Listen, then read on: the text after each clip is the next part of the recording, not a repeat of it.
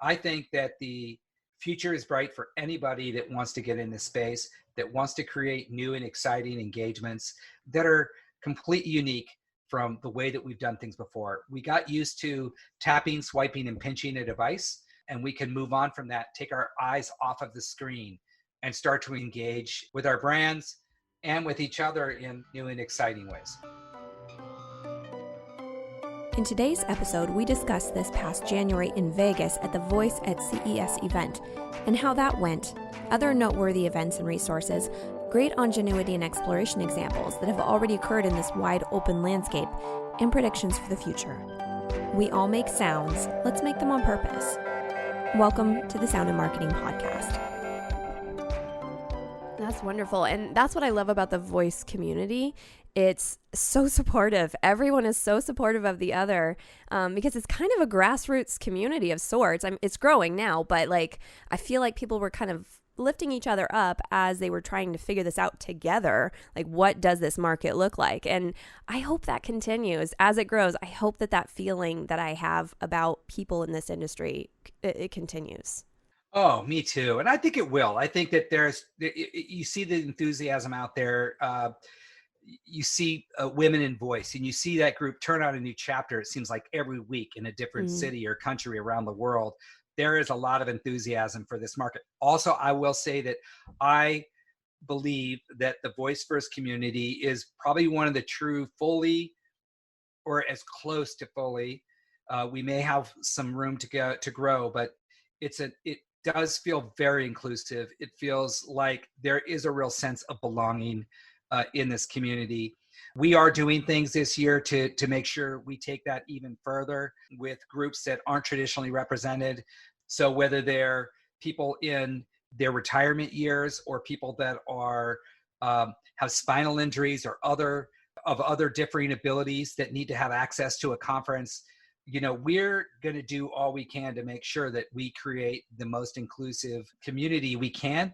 But I am very, very pleased to see that I believe the voice first industry and the voice first community is probably one of the healthiest when it comes to that.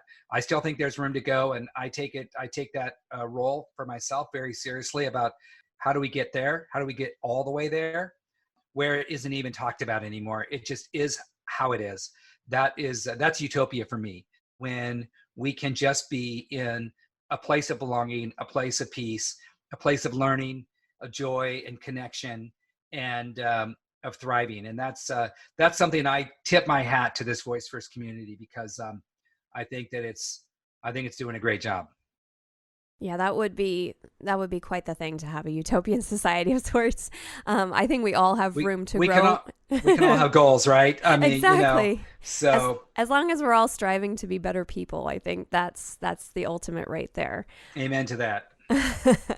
Going back to events, you just did your voice at CES in January in Vegas. How did that go? It was a lot of fun. It was our first one. So we partnered with the CTA, where we were an official partner, and we did an official program. So Voice at CES was part of the overall CES experience. It was at the Aria Hotel in what they call their C space. The intention is there to give a space where executives, brand executives, can come and learn in an environment that isn't quite so crazy and crowded as the rest of CES can be. I don't know if you've ever walked the show floors, but it's an amazing show, just the sheer size.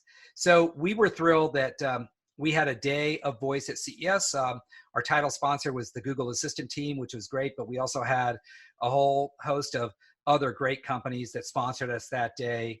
And we had a great series of conversations from the time we kicked off at 9 a.m. to the time we stopped at 5 that included leading brands like Disney and Amex, and I mentioned Google and Amazon, radio.com. So many others came and really shared what they are doing, what they're working on. So it was an exciting day for us. Also, Google gave out a Google Assistant to all the attendees. And Scott and Susan Westwater gave out their new book to everybody. Bradley Metrock came and gave his book out to everybody, More Than Just Weather and Music.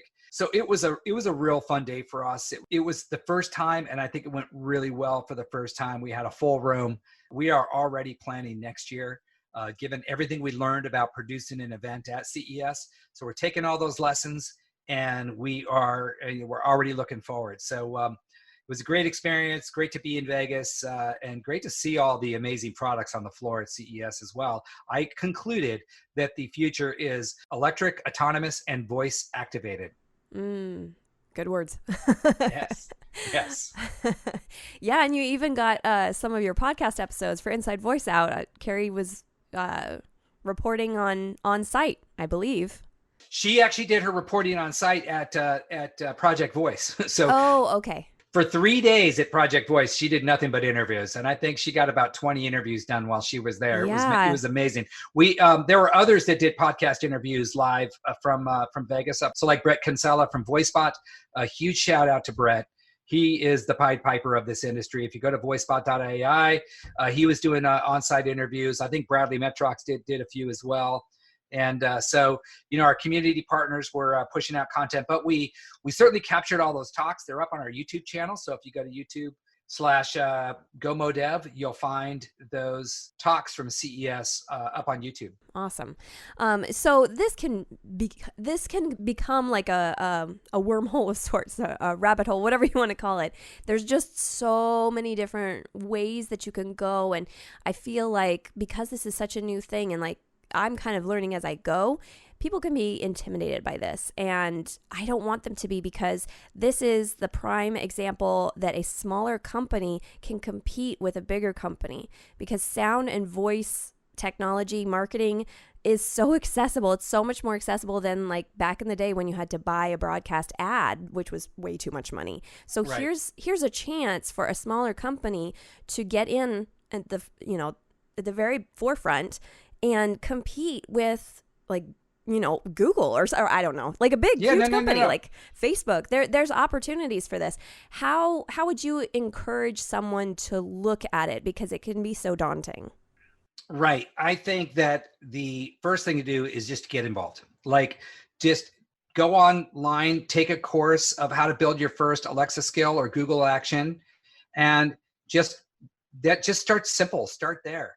Then there's a level playing field for ideas. Your ideas are as good as anybody else's. What can you do? I mean, if let's just say you're a florist in a small town, imagine starting your own voice skill and maybe doing a daily microcast that pushes out about what flowers are fresh and what's blooming, or ideas. And there's just so many things you can do if you're a small business, or if you're a technology business or a SaaS business. We have another avenue now for thought leadership. We have another avenue now for engagement. So go back to when YouTube started. Go back to when blogging first got popular. Go back to the start of anything new, where you have a chance to get in on the ground floor. It is still really early in this space. I would encourage people just to get in, figure out their place.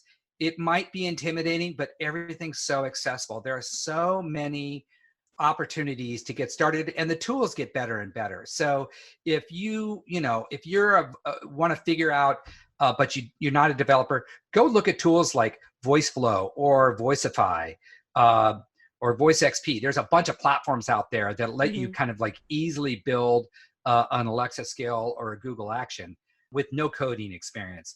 There are so many ways for people to get in. And then on the content side, I would say start microcasting. Look at like a Witlingo, where you can sign up for a microcast. It downloads on your phone. You can send out a 1 or 2 minute microcast every day and share that with your community. There are a lot of examples of how folks are really building their businesses and their reputations using microcasting. I would look no further than Dr. Terry Fisher out of Canada. He has done amazing work with his microcast. I think he's on to, I don't know, maybe he's 600 or 700 days in a row where he's microcasted every day. He's now speaking at conferences around the world. His life has changed because he chose this new platform and this new business to engage in a new way. Now he has a global reputation, and he's a real important player in this industry. So I would just say that there are so many different ways to get in, whether it's on the content side through microcasting and pushing out through assistant devices, or with trying to develop your first test skill. Make it simple, make it something fun, but it's all out there. It's all approachable. My advice is there's nothing like just getting started. I think a great example too was, I don't know if it was you or Carrie that interviewed her, but Kiki Munifa with her Black History Everyday Alexa skills. I'm gonna find the link and I'll put it in the That was show notes. Carrie. That was Carrie. Man, this woman was amazing. And again, this she's not like in her 20s or anything like that. She just wanted to learn and she figured it out. Yeah, I tell you, that is a perfect example. And that's so fun for us. So I think that it just kind of comes back to, why do we build community? We want to create these opportunities for people. Dr. Joan Palmitter, founder of Women in Voice, I take no credit for founding Women in Voice, but she was a student at the time, and she got a scholarship to come to the very first Voice Summit. It was at that event that she got the idea to build Women in Voice and start Women in Voice. And there is just no greater joy than to know that the work that we do to bring community together can have a direct impact on the trajectory of people's lives. Absolutely. She made that decision, and now she's finished her PhD. She has a great new job, and she is the founder of a global women's technology movement. And we got to be there when it started. And I think that you bring up that podcast with Carrie. I'm going to go. I haven't listened to that episode, but I will definitely go and listen, because it just brings me great joy to watch these people. And again, I want to be careful. I don't take credit for anything that these people do. It's just a joy for me to see people get started in this business and go on and thrive. And what happens is, they are oftentimes are the ones that get hired by the big brands, or their careers go into a whole new level. I've watched many of mobile developers end up in boardrooms of Fortune 500 companies, educating board members and C-level executives on app development. And and it was just because they decided to teach them how to write their first game. And then that game got popular, and then they built a reputation. They started a blog, and next thing you know, their career's on another trajectory. I'm watching that happen with Voice. It's a total joy. And again, I will just beat on this horse, but just get started, get in. And maybe the way that someone gets started is they do listen to podcasts. So listen to some of the podcasts that are out there, like yours and others that are in the voice space, to just understand what people are doing. It's really fascinating.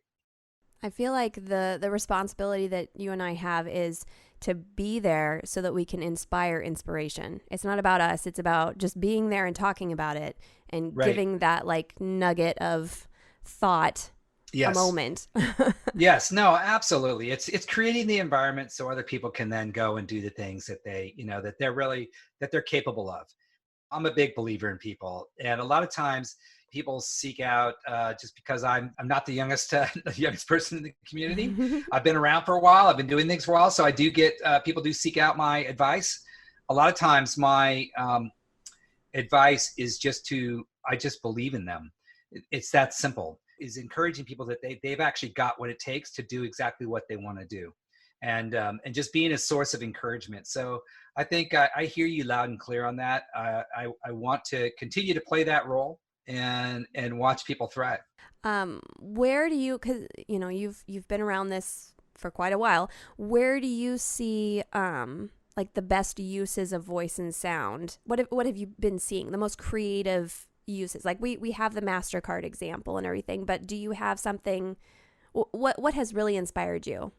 I think there's been some really fun interactions that have come out of this, and I can't remember the exact utterance that Domino's is using, but they have a really great multimodal strategy that's fun for their customers.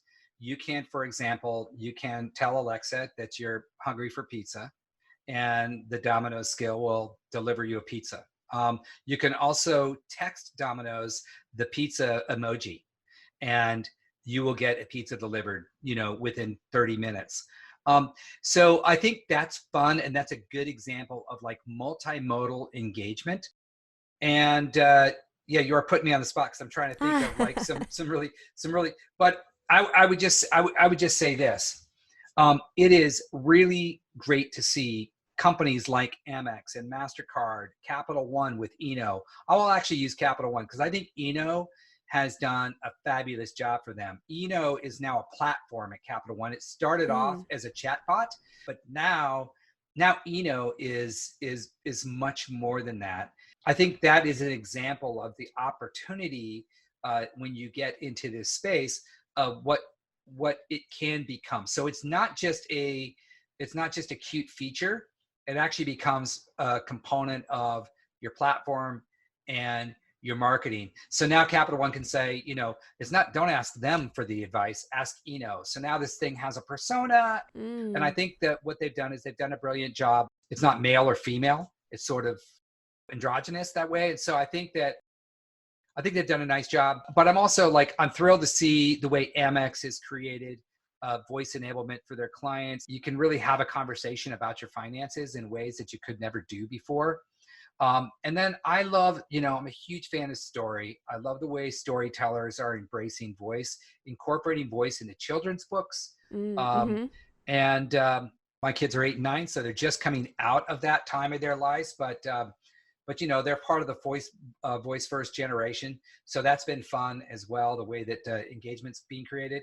But I will say this, I think that the future is bright for anybody that wants to get in this space, that wants to create new and exciting engagements that are completely unique from the way that we've done things before. We got used to tapping, swiping, and pinching a device, and we can move on from that, take our eyes off of the screen and start to engage with our brands and with each other in new and exciting ways. What would you say is the thing you're the most excited about for Voice Summit this fall? I am most excited about seeing the people that got this industry started with us. This is going to be the 3rd year. And I think that there's something interesting happens. The first year it was the start. It felt new. It had this excitement. The second year was, okay, we're doing this. And I'm excited that this 3rd year is going to be the industry coming out party. And I think the people that are there year 3, that were there year 1, are the ones that are going to lead the charge for the next 10 years. So I'm just excited to see everybody, because I believe they're the ones that are really shaping things. So I'm excited for the community. We have some really fun things in store as well. Our friends at Google have sponsored a big party. It's going to have a twist. So we're really excited about that. I won't spoil the surprise. We're doing a lot to really make it a fun experience for everybody as well. So I'm excited about the people. I'm excited about the maturity of this market. I'm excited to see all those happy faces and hear those conversations and to be a part of it all. Well, I'm excited to figure out how to get out there. I think we're gonna figure that out too. Oh man, I just love everything that you guys are about and what you do, and I've met so many people through this podcast, but not physically met. I've just talked to them, so it would be really great to see them all in one room. Well, listen, we will be creating podcast studios at the conference, so nice. You will have a space to have as many interviews as you want to. So that's dangerous. I think it could be a lot of fun. So I hope we've got time. We're going to make it happen. I'm announcing it right here on your show.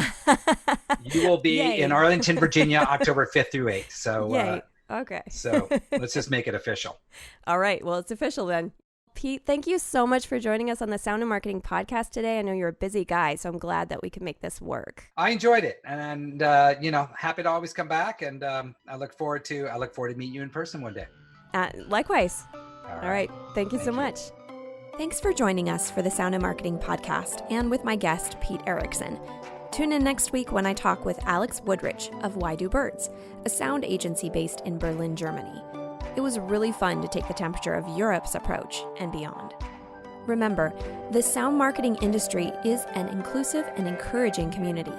We're starting something from nothing, really, and everyone is super excited to lift each other up so we can all belong and succeed together. So ask questions. No question is too dumb or too obvious. Trust me, I've asked some doozies.